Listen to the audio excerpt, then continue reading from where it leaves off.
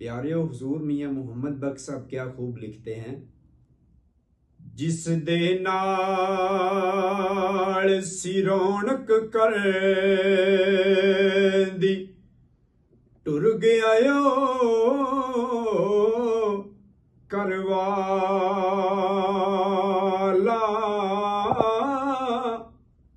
एक पल दिल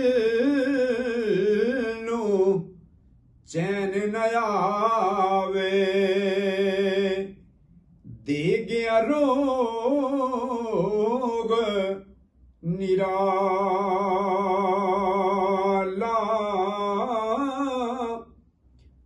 सज्जन टुर गए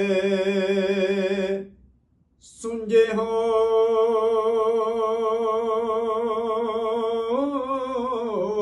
गए वेड़े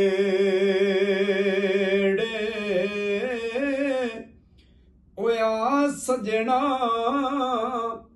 तेनू याद करां चरखे दे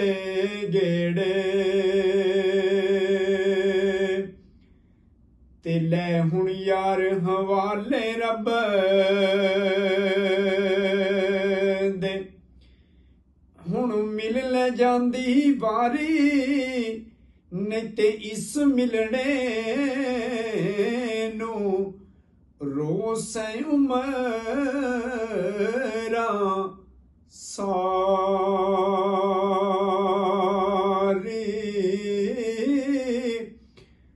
ते ए दुनिया एक मुसाफिर खाना कोई आवे कोई जावे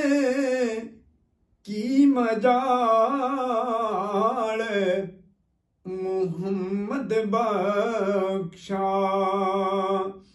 इथे कोई पक्के डेरे इलावे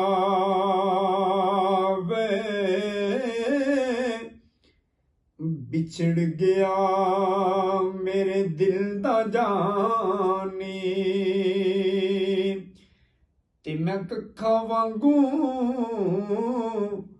रुल गई